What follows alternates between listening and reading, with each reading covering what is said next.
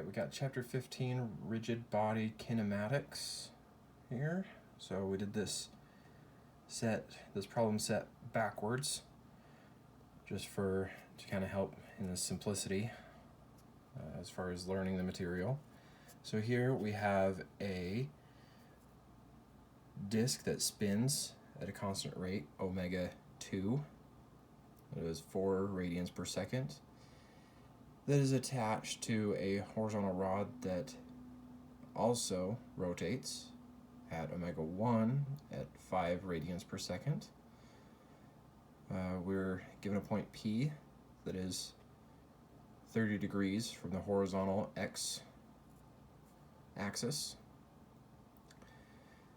And we're being asked to determine the acceleration of point P on the rim of the disk.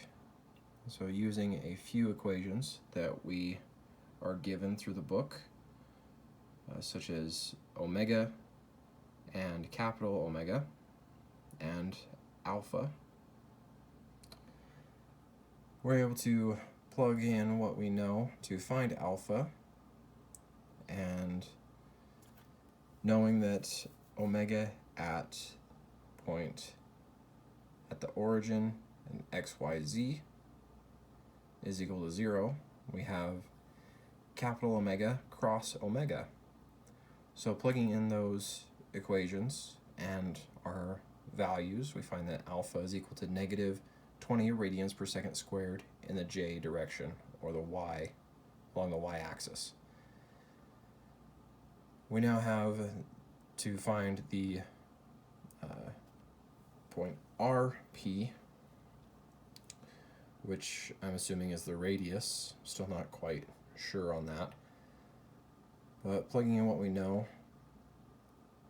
as the radius has a horizontal and vertical component, we have cosine and sine. Plugging in those values, we find that RP is equal to 0.25 cosine 30 degrees in the I direction and 0.25 sine 30 degrees in the j direction. Using that, we can find the velocity of P, as it is equal to omega cross RP, plugging in the values that we found and our known values for omega.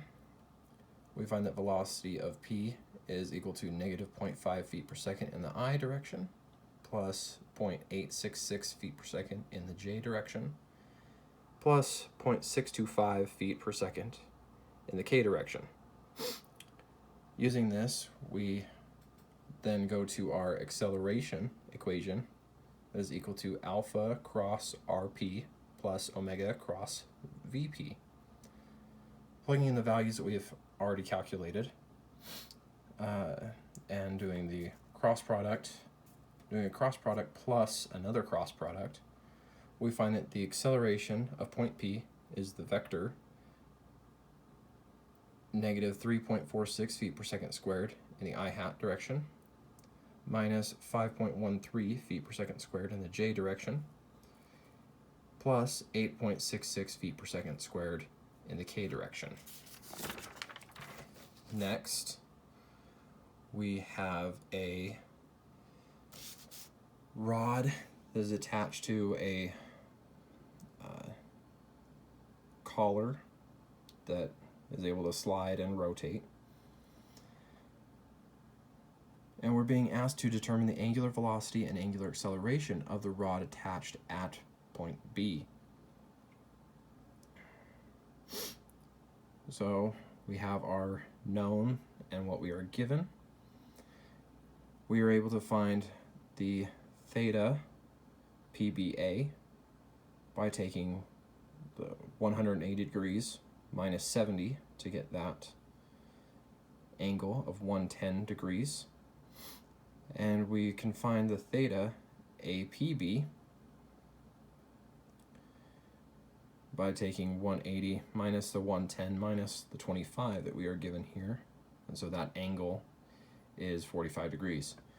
Plugging that into the law of sines, we're able to find the length of AP and PB. Then moving from there, we plug those in to find our our r's of p with respect to a and b there, using the sine and cosine of 25 degrees and 70 degrees. We then look for the velocity at p, which is equal to velocity of p plus the velocity of p with respect to the frame, which is equal to omega at a plus rp with respect to a.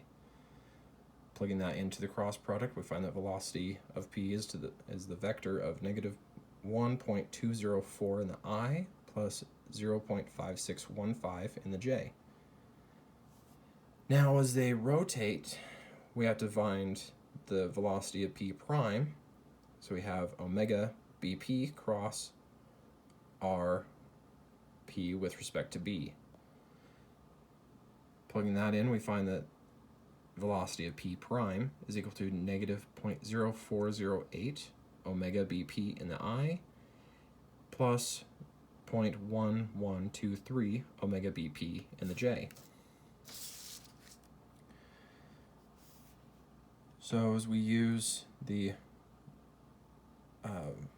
velocity of p equation, we can use a relative velocity, or u, that we can denote, that we used in chapter 13. And we find that the relative velocity is 20 degrees.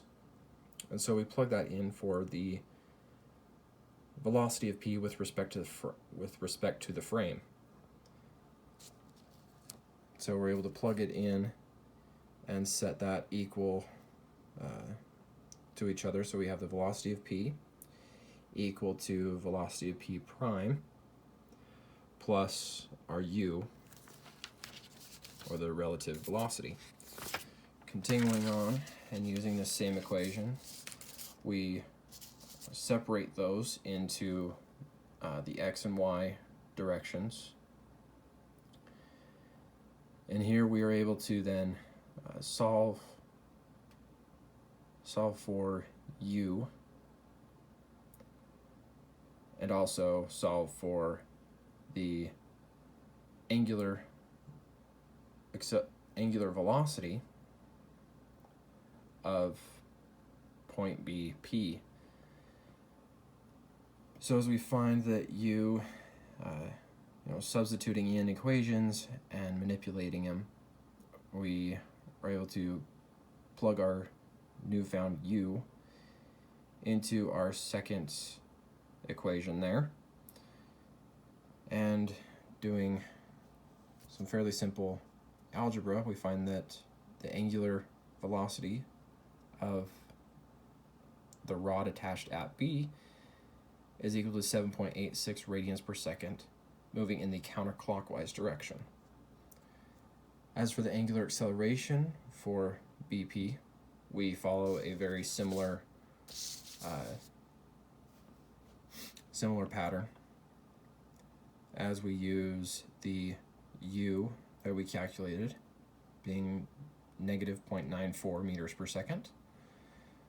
We find that velocity of point P with respect to the frame is the vector negative 0.8830 meters per second in the I plus a negative 0.3213 meters per second in the J. Now the acceleration of P at point P equation is a little lengthy, and so we break it down into things that we can understand a little bit. And so the acceleration at point P is equal to alpha AP cross R P with respect to A minus omega AP squared times R P with respect to A. So plugging in those values that we know and that we have calculated, we get the cross product of the angular acceleration, the alpha AP that we were given in the k direction, cross with AP with respect to the frame, minus our omega AP squared, times the RP with respect to A. Plugging all of that in, we find that the acceleration of point P is the vector negative 2.3259 in the I direction, minus 6.2446 in the J. Continuing through, we continue to go about it in a very similar fashion as finding the angular velocity, as we now have to find the acceleration of point of P prime. Plugging in our values and doing the cross product and the algebra that is required for that, we find that the acceleration of point P prime is equal to negative 0.0408 alpha BP plus 6.94 in the I direction, plus 0.1123 alpha BP minus 2.52 in the J direction. As we know that acceleration is the derivative of velocity, we use that same relative velocity equation, but instead of a regular u, it is u dot, or the derivative. And so as we plug this in, so we now have that. Now the acceleration at point C is equal to 2 times omega bp cross the velocity of p with respect to the frame. Plugging all that in, we find that the acceleration at C is equal to 5.05 in the I minus 13.88 in the J. I believe that is in meters per second.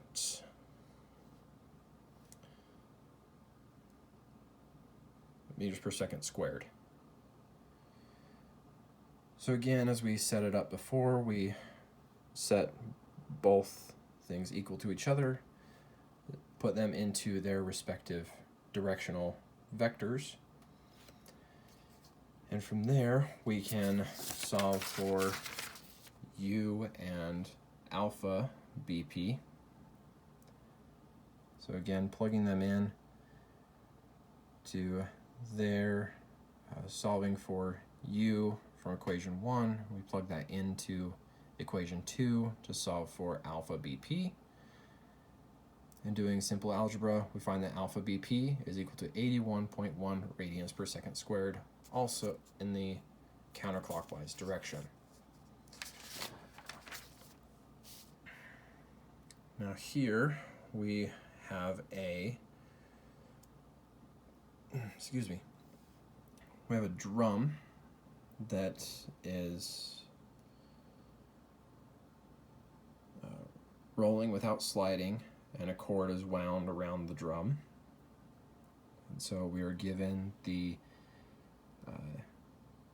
velocities at point D and B as 8 inches per second, and the acceleration at D is 30 inches per second squared. So we're being asked to find the acceleration of points A, B, and C of the drums. So here we see and can assume from the free body diagram as the drum rotates, there's going to be an instantaneous angular velocity at the center at point A. And so we use the equation V equals radius times omega, and we find that our omega is equal to 4 radians per second in the clockwise direction. And to find the acceleration at point A, we use our acceleration equation that we can find easily in the book, as equal to the acceleration at B plus acceleration at A with respect to B in the tangential direction, plus acceleration at A with respect to B in the normal direction. that we can easily find using a free body diagram that is a little simple.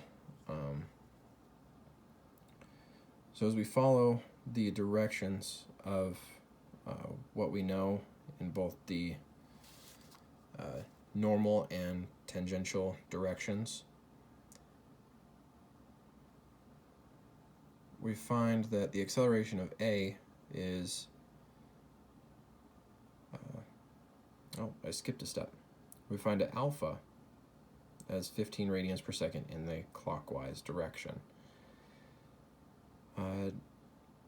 Now, knowing that the acceleration here at point G is going horizontal, we can do we plug it into this equation. Acceleration of G is equal to the acceleration of A plus the radius times alpha. Knowing alpha is 15 radians per second, and the radius is 3 inches. Acceleration of G is equal to 45 inches per second squared in the horizontal direction, moving to the right. So plugging that in as the only acceleration acting on point A is acceleration of A with respect to G in the normal direction, which is here, that acceleration A just below point G, and plugging in the values that we have calculated, the acceleration at A is equal to 48 inches per second squared vertically. Following the same pattern for acceleration at B, we have acceleration at B is equal to acceleration at point G plus radius times alpha plus radius times omega squared. Plugging in those values, we get the vector of 30 inches per second squared to the left plus 80 inches per second squared vertically.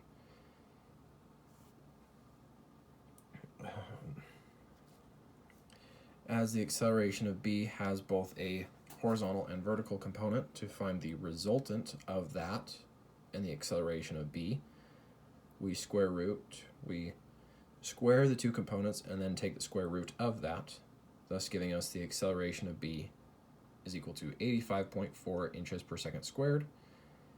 And the angle we can find using the inverse tangent of 80 over 30 is 69.4 degrees. Again, following a similar equation, similar steps for point C, as we know is on the outer edge of the drum, closest to the wire. We find that the acceleration at C is equal to the vector 35 inches per second squared to the left plus 75 inches per second squared down. So doing a similar thing by squaring those components and taking the square roots, we find that acceleration at C is equal to 82.8 inches per second squared. And again, the theta using the inverse tangent of 75 over 35 is equal to 65 degrees in quadrant 3.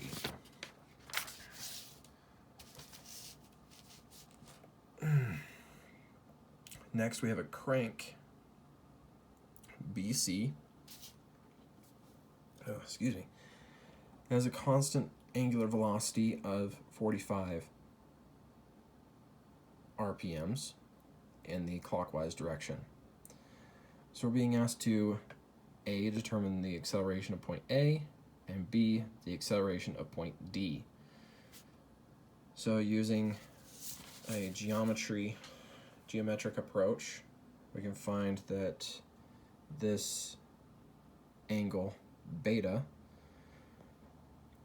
is equal to the inverse sine of 4 inches divided by 8 inches, or 30 degrees.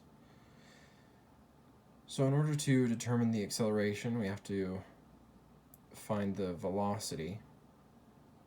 And so our omega at 45 RPMs, converting that into radians, we find that it is 4.71238 radians per second clockwise. And the velocity at b is equal to the length of arm BC times omega BC, or the omega of the angular velocity, which we find that the velocity of b is equal to 18.8496 inches per second in the vertical direction. So for part A, the acceleration of point A, there on the roller, we can use, and I used a superposition type geometry to help break down the system. And so we have acceleration of b in the tangential direction is equal to arm BC times alpha, and which is equal to 0. And acceleration of b in the normal direction is equal to length of BC times omega BC squared, which is equal to 88.8269 inches per second squared to the right. Now the rod ABD, we will have a counterclockwise alpha, as if there's any pressure put on point D, it will cause acceleration of A to move in the vertical direction. So we're able to use what we know and plug it into a similar equation as we did in the last problem. So the acceleration of A is equal to the acceleration of B plus acceleration of A with respect to B in the tangential plus acceleration of A with respect to B in the normal. So we plug all of these in and put them into their components, and we find that in the horizontal component, alpha AD is equal to negative 12.821 radians per second squared, and the acceleration of A in the vertical direction is equal to negative 51.28 inches per second squared. Therefore, acceleration of A is 51.3 inches per second squared, pointing downward. Then moving on to the acceleration of D, we follow a similar pattern that we did for A, and plugging in our known values, such as alpha AD and omega BD, we end up finding that the acceleration of D is equal to the vector of 177.65 inches per second squared in the I direction, plus 51.284 inches per second squared in the J direction. Following a similar pattern as in past problems, square the vectors and then take the square roots of the sum, and we find that the acceleration of point D is 184.9 inches per second squared, and the angle at which it is accelerating is the inverse tangent of 51.84 divided by 177.65, so the angle is 16.1 degrees. Here we are given 3 gears with angular velocity around rod ABC and point B. So A, we're asked to find the instantaneous center of rotation of gears A and C and angular velocities of A and C.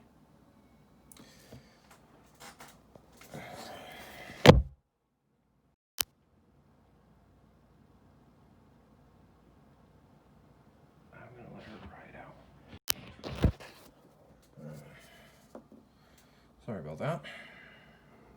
So here we take a free body. Oh.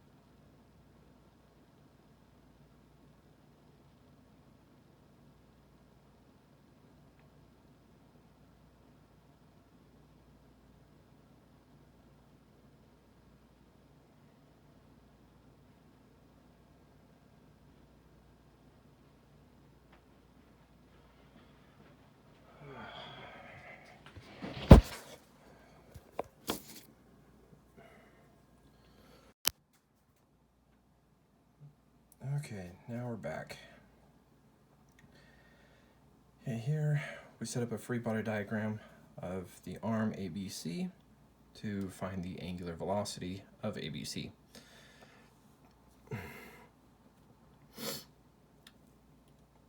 Actually, we're given the velocity, the angular velocity of ABC, so we need to find that, use this information to find the velocity of A and velocity of C. Seeing that they're equal and opposite, velocity of A is equal to velocity of C at 1.2 meters per second. The free body diagram of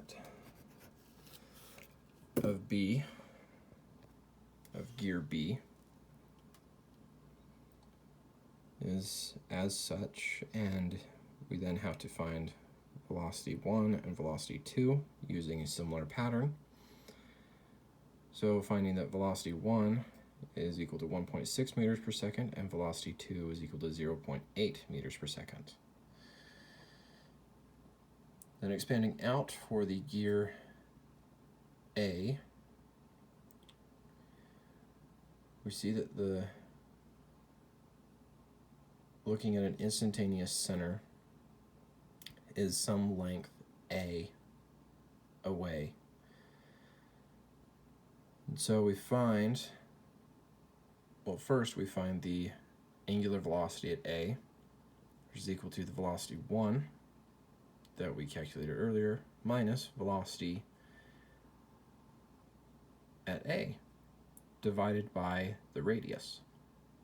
Thus we find the angular velocity at A is equal to 4 radians per second in the clockwise direction.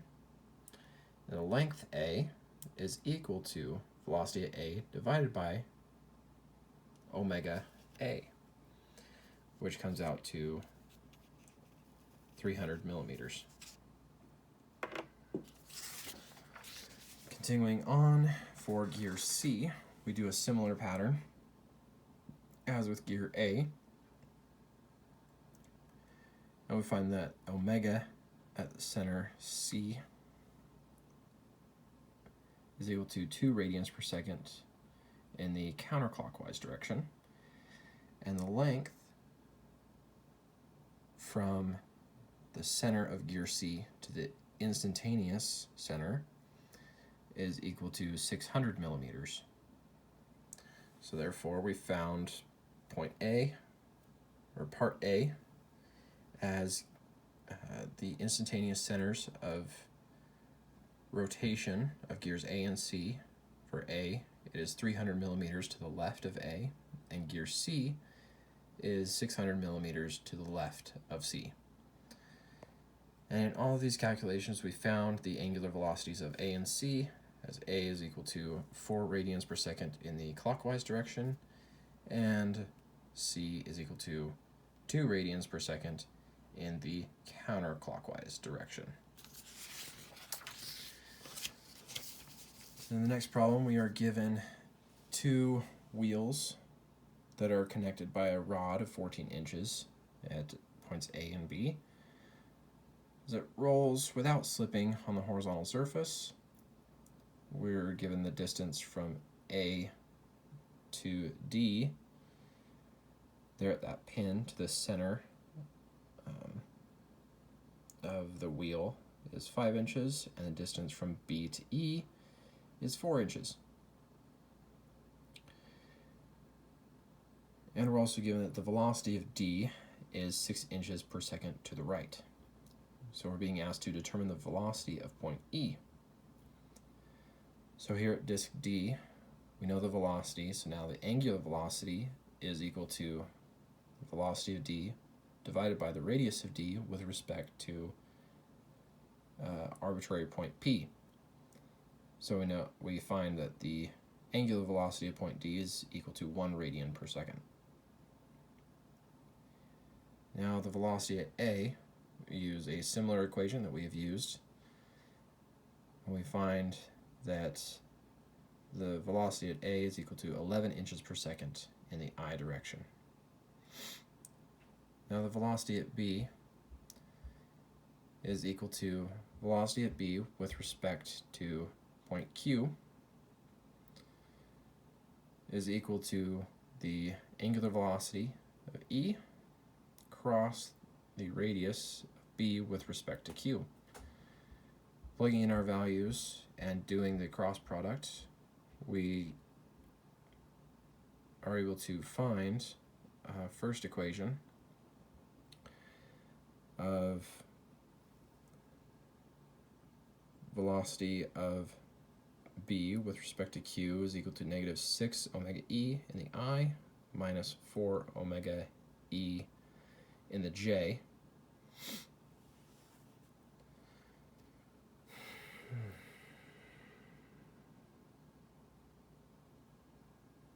Which is also equal to the velocity at B. The radius of B with respect to A, we square the 14 inches and we subtract the 5 inches squared, and take the square root of that minus the 5 inches in the J direction to get square root of 171 inches in the I minus 5 inches in the J direction. Plugging that back into the VB with respect to A equation, we set that equal to omega AB in the K direction cross our RB with respect to A. Plugging all of this in and then doing the cross product, we get our second vector equation. Velocity of B is equal to 11 inches in the I direction plus 5 omega AB in the I direction plus square root of 171 omega AB in the J. Continuing on, we set them in component form. Now that we have our two different velocity B equations, we set them equal to each other in order to find omega AB. So doing that and solving, we get a third equation, omega E, which is equal to negative 11 minus 5 omega AB divided by 6. And we have a fourth equation of square root of 171 omega AB plus 4 omega E. Substituting that in to find omega AB, we're able to get this number for omega AB. Plugging that in, we find omega E at negative 2.4605 radians per second. And following a similar equation that we have used, we have velocity at point E is equal to omega E in the K direction cross radius of E with respect to Q. And we know that point E, the radius of point E with respect to Q is 6 inches in the J direction. Using the cross product and plugging that in, we find that the velocity at E is equal to 14.76 inches per second to the right. Continuing on, we have another two more rods and an arm with a collar, as shown here. We know that the angular velocity of DE is equal to 2.4 radians per second in the clockwise direction. We're being asked to find the velocity of A and velocity at point B. So setting up a free body diagram to help us make sense of it right now, we find that the velocity of D is equal to omega DE times the radius or length of DE. So velocity of D is equal to 288 millimeters per second in the J direction. Velocity and setting that in to the velocity of A with respect to D is equal to omega AD in the K cross 80 millimeters in the I plus 150 millimeters in the J, as we can see from the diagram.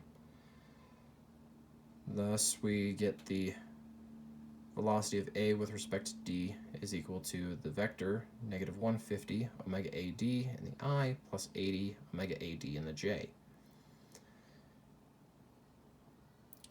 Plugging all of these into the velocity of point A is equal to velocity at D plus velocity of A with respect to D. We put them into component form and plug in the velocity of A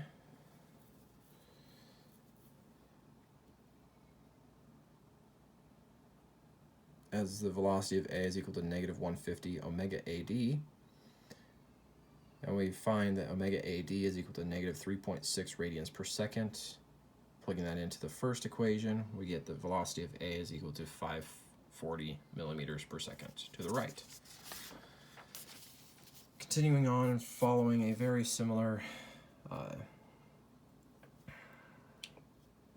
path as point A, we find that the radius of point B with respect to D is equal to negative 0.4 radius of A with respect to D. Plugging in the values that we know and found in part A, we get the radius of B with respect to D is equal to the vector negative 32 in the I minus 60 in the J. Using the velocity of B equation, we find that it is equal to the velocity of D plus omega AD cross RB with respect to D. Plugging that into the cross product and doing simple algebra, we find the velocity of B is equal to the vector negative 216 in the I plus 403.2 in the J. Thus, we then get the velocity of B is equal to 457 millimeters per second, and the angle at which it is going is equal to the inverse tangent of 403.2 divided by negative 216. Thus, the angle is negative 61.8 degrees in the second quadrant.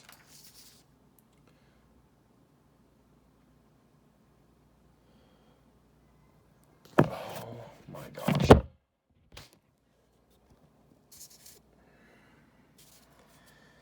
Next question. Wow, sorry. Went out of focus there. We're given a disk that moves in the XY plane. We are given these velocities of A in the Y, velocity of B in the X, and velocity of C in the X. We're being asked to find the angular velocity of the disk as a whole and the velocity of point B. So the velocity of point B with respect to A is equal to omega in K plus the radius of B with respect to A.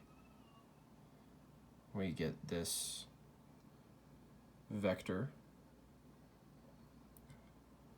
for VB with respect to A, and doing a similar thing with velocity of C with respect to A, we get the velocity of C with respect to A is equal to 1.2 omega in the J direction. So as we find the velocity of B is equal to velocity of A plus velocity of B with respect to A, and plugging in our values, we get the first equation as negative 7.4 meters per second is equal to the velocity at A in the x direction minus 0.6 omega, and our velocity B in the y direction is equal to negative 7 meters per second plus 0.6 omega. Again, plugging those into similar fashion for velocity at C, we get our third and fourth equations. So for part A, we use the first equation to find omega, and plugging in our velocity at A in the x direction,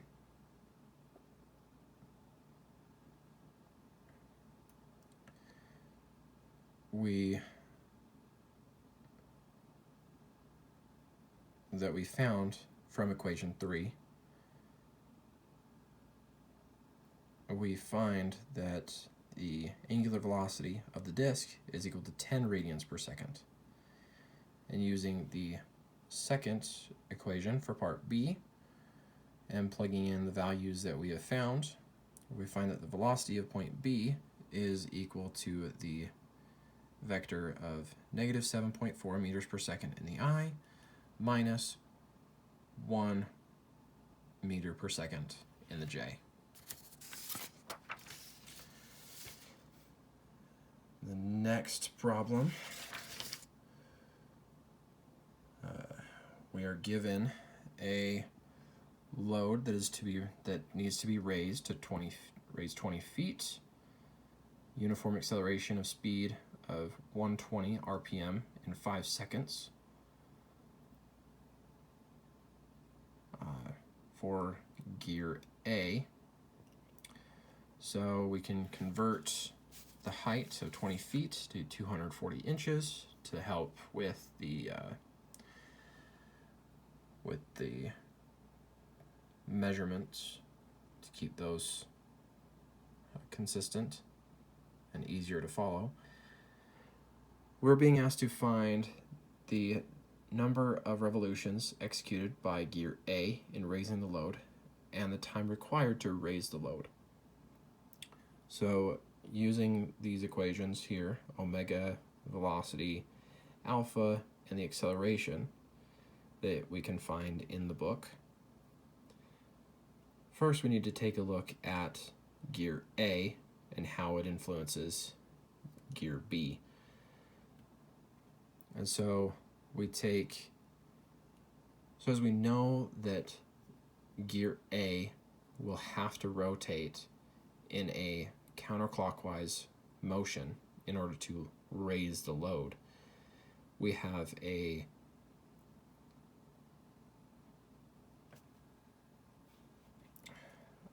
angle change for gear B. So we take the height divided by radius 1, or the radius of gear B, to the inside of the gears, so the 15 inches. So the theta B is 16 radians. So for part A, to find the number of revolutions by gear A, we take omega B times the radius of B, set that equal to omega A times the radius of A, which will give us the revolutions. So as we know that the total radius of gear B is 18 inches, and the change in angle is 16 radians, we set that equal to 3 inches times omega A. So we get the angle change of gear A is equal to 96 radians. Then we multiply that by 1 over 2 pi in order to get the revolutions. Thus we get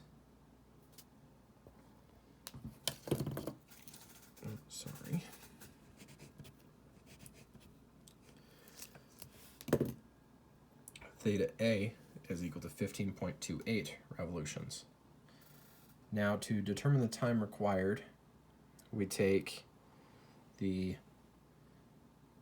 alpha at A, and also knowing that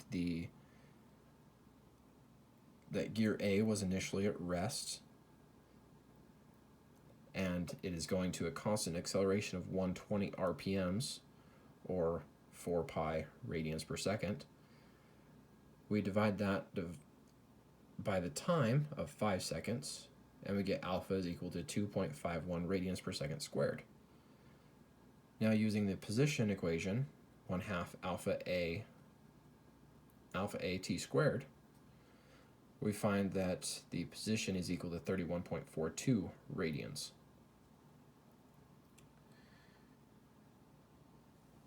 Now we have to deal with the angle, the change in angle over the constant speed.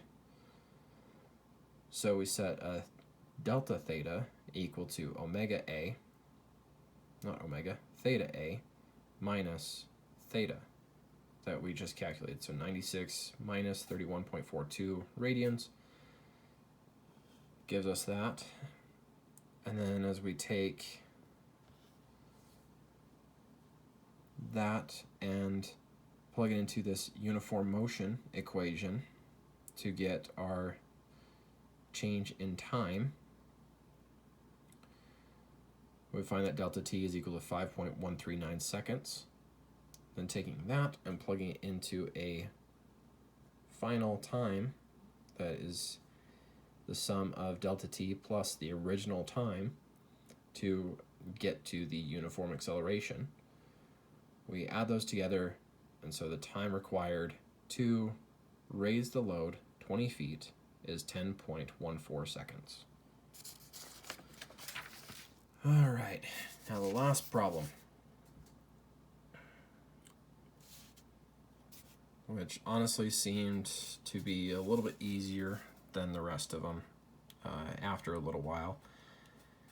So we're given two pulleys that are operated with a V-belt, which I'm still not quite sure what that is.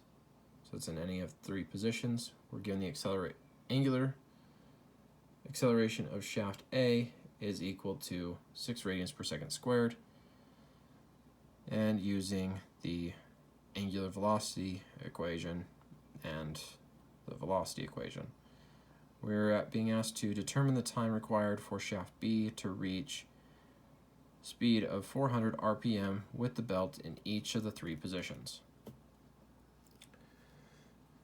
So for shaft A, we use assuming that it is at rest, omega A is equal to alpha A times t, and our velocity at A is equal to velocity at B. So focusing on shaft B, as that is what we are looking for, we bring the RPMs into radians per second. Using the velocity at B equation that we just used, we manipulate that to find omega B is equal to velocity of B over RB, plugging in the different things from over here in shaft A.